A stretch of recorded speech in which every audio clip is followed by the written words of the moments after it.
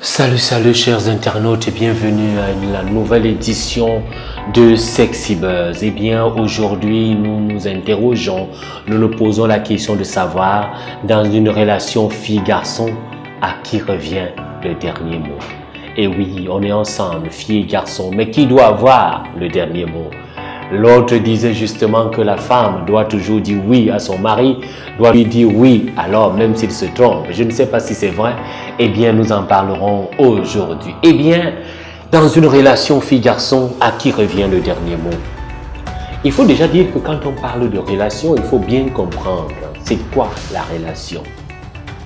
Mais avant de parler de la relation, je voudrais quand même attirer notre attention sur le fait que dans la psychologie comparée, nous avons vu qui est la fille, nous avons vu qui est le garçon.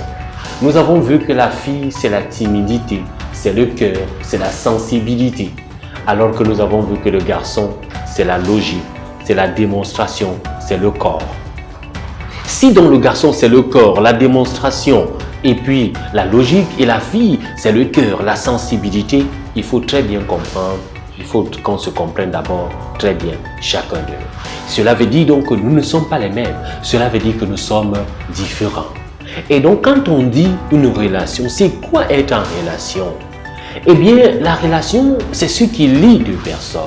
Et lorsque nous disons donc que nous sommes en relation, je suis avec mon ami qui est fille, qui est garçon, je dois savoir quand même un certain nombre de choses. La première chose que je dois savoir, c'est que si je dis que je suis en relation, le point de vue de l'autre doit pouvoir compter.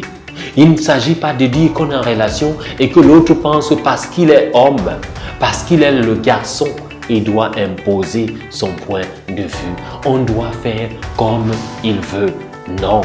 Non et non, il ne faut pas vouloir imposer notre point de vue. Ça, c'est la première chose. La deuxième chose, dans une relation fille-garçon à qui revient le dernier mot, lorsqu'on a donc compris que nous sommes différents, lorsqu'on a donc compris qu'on est en relation et qu'il faut tenir en compte le point de vue de l'autre, eh bien, nous pouvons donc dire que dans une relation, le dernier mot reviendrait à tout le monde, mais il s'agit de la pertinence du sujet qui est en débat. Eh bien, lorsque nous sommes dans le débat, nous avons vu ce qu'est la fille, c'est la sensibilité, c'est le cœur, c'est la gentillesse. Le garçon, c'est la logique, c'est la démonstration, c'est le corps.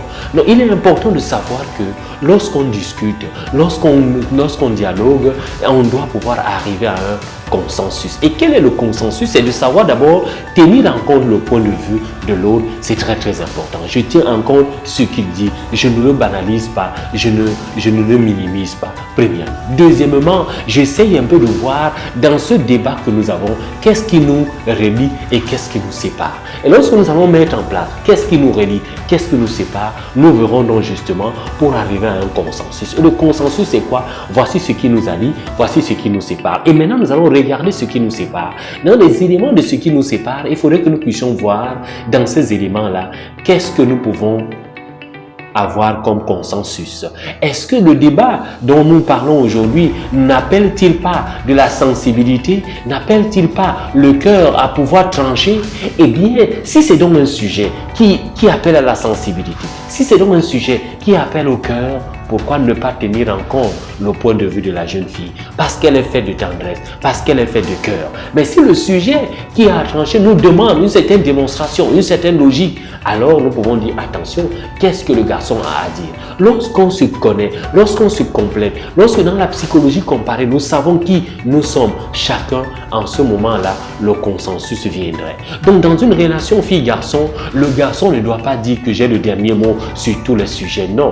Il ne s'agit pas d'un empereur qui impose, il ne s'agit pas d'un roi qui dit, il ne s'agit pas d'un chef qui édicte des lois et l'autre exécute. Pourquoi? Parce que justement, le fait de vouloir toujours imposer ton point de vue à l'autre peut pousser l'autre à ne plus te considérer, peut pousser l'autre à ne plus être avec toi et te dire « Ah, ce sont ses affaires, c'est toujours lui qui décide. » Et comme c'est lui qui décide, moi, je ne vais pas m'engager parce que je sais que quand je vais dire ceci, lui, il va pouvoir dire le contraire. Donc, il est important le consensus. Il est important le dialogue véritable. Il est important, n'est-ce pas, que vous puissiez vous accorder. Et j'ai insisté sur le fait que vous êtes différents, mais de cette différence doit arriver une certaine complémentarité.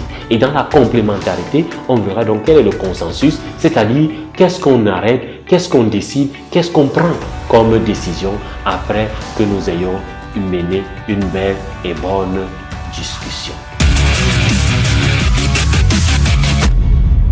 Chers amis jeunes, quand on est jeune, on a des rêves.